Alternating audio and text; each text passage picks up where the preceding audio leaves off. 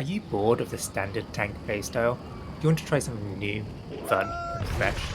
Then let me introduce you to the Flame Tank. The Flame Tank aims to combine the utility and tankiness of the flail with damage and fun of the fire staff. This results in high-tier tanking experience. But don't just take my word for it. But yeah, he's using a flamethrower and his tanks. He's just tanking hits to the face, dude. Look at him go. This is some high tier tanking right here, chat. Look at that. So what makes the Flame Tank build? We start with Inferno. Inferno, the fire staff artifact, has been widely described as less than great. However, in the Flame Tank build, we unlock its true potential. The key to this? We ignore one of its unique perks. Inner Power allows you to scale Inferno with strength rather than intelligence. However, this is a trap. By doing this, you miss out on key intelligence attribute bonuses, such as mana on crit, and a boost to elemental damage. Burn damage also does not scale with strength, which results in some underwhelming dot damage. Therefore, for this build, we will be scaling with intelligence. What's that you say? That flail scales with strength? Well, to get around that, we will be adding a ruby to our flail. This allows it to scale with intelligence and deal fire damage. However, this presents another issue. With Inferno being unable to have a gem, and the gem slot in flail already used, we have no room for carnelian gems. To get around this, we use our next artifact, the Lost Stopwatch. The Lost Stopwatch allows our taunts to be active without requiring a carnelian gem in our weapons, whilst also generating 300% threat. This is key to allowing the build to work. Our final artifact of choice is an artifact that, like Inferno, has not seen much love, with most players choosing alternative artifacts over it. However, for the Flame Tank, it fits our specific needs, and that artifact is the Unmoved.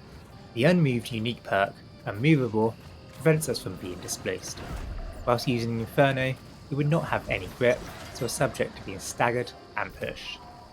The Unmoved prevents that, allowing us to hold our ground and keep the mobs where we want them. This is especially useful for certain bosses with knockback, such as Scylla in Lazarus, the Blighted Greenskeeper in Genesis, Captain Thorpe in the Depths, and Saloth in Glacial Tarn with that pesky ice floor. For the rest of our armour, we will be using the Fire Lord's Heavy Set. This comes with Enchanted Ward, Fire Harnessing, and a random third perk.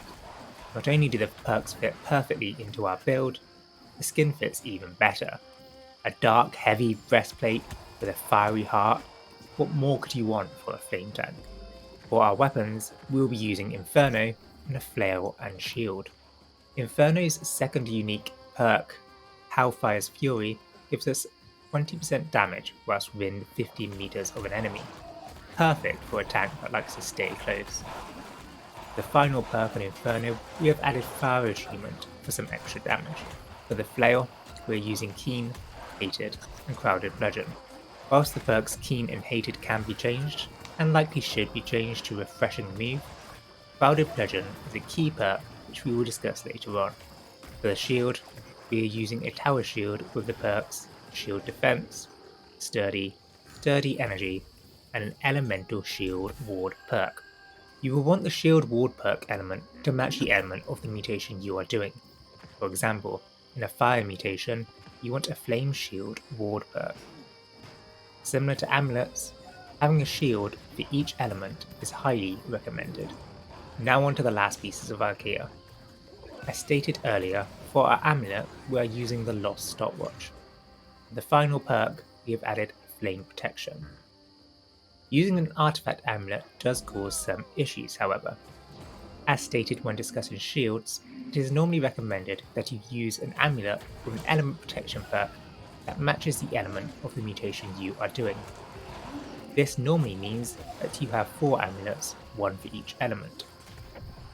However, this is not possible when using an artifact amulet, as we only get one copy of the amulet. Therefore, you miss out on 15% elemental protection when using it on a mutation with a different element. However, You can still reach 48% resistance by using 8 elemental gems in your armor and jewelry, and an additional 15% from your shield. For the ring, we are using Hearty, Leeching, and Keen Awareness. Using fire damage over Keen Awareness is also an option. For the earring, we are using the Keratin Earring, which comes with Regenerating and Healing Heart. For the third perk, we have added Despised. For the attributes, as mentioned earlier, we are using Intelligence and Constitution, evenly split at 300 each. This allows us to hit key attribute threshold bonuses of Grit on melee attacks from 300 con, whilst maintaining high damage from 300 int. Evenly splitting the attributes also allows us to use as many Magpie pieces as we want. For our skills, on the Fire Staff we are using Incinerate, Flamethrower, and Burnout. Flamethrower will be our primary damage source, Burnout providing mobility, and Incinerate providing taunt, stagger, and some damage. The main combo we will be using is Burnout into Incinerate into Flamethrower. For the Flail, we will be using Barrage, Bludgeon, and Arcane Vortex. The Flail, in my opinion, is the best tanking weapon in the game. Bludgeon provides an 8 meter AoE taunt, whilst providing Fortify and Empower to nearby allies. When combined with the skill perk, Crowded Bludgeon, this ability can frequently be spammed. Barrage provides mobility, taunt, and an AoE Fortify, whilst Arcane Vortex provides AoE damage and both Empower and Cleanse to allies. Let's now look at some of the pros and cons of the build. Starting off with the pros. The ability to pull enemies yourself. As you are using a ranged weapon, you don't have to rely on ranged teammates to pull certain enemies. This is especially noticeable in Group Finder pugs, as sometimes ranged teammates don't know what to pull or that they should be pulling. High mobility. The build uses both Burnout and Barrage. This gives you great mobility and allows you to get to enemies first and fast. This also allows you to easily reposition when needed. Team buffs. The Flail allows you to provide a lot of Fortify and Empower to your team and has one of the best taunts in the game. Fun. In my opinion, this is the most fun tank build I have played. Taunting enemies, forcing them to walk towards you whilst you flamethrower them in the face, what more could you want? Combined with high mobility and excellent taunts, the gameplay of this build feels very fluid. Now, let's take a look at some of the cons of the build. Weak to some mutator effects. There are a couple of mutator effects that this build is weak to. Starting from M2s, the Oppressive effect can appear. This has Mage Hunter, which drains mana, and Suppressor, which causes silent zones. With M3s comes another potential effect, Censor 2. This again causes silent zones and limits mana regeneration. I would therefore avoid using this build in mutations with these effects. Requires the use of Lost Stopwatch. As stated earlier, artifact amulets limit the elemental protection options. Whilst it's still possible to use this build in a mutation with an element that does not match the protection you have added to Lost Stopwatch, you will have less protection than you would using a build that does not use an artifact amulet, being accepted to lobbies. As this is an unusual build, it is likely to be harder to be accepted into M3 pug groups.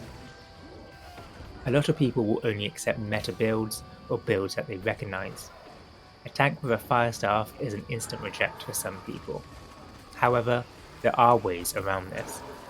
Thanks to the group finder, you can easily sign up for M1s and M2s using the auto group and use whatever build you want.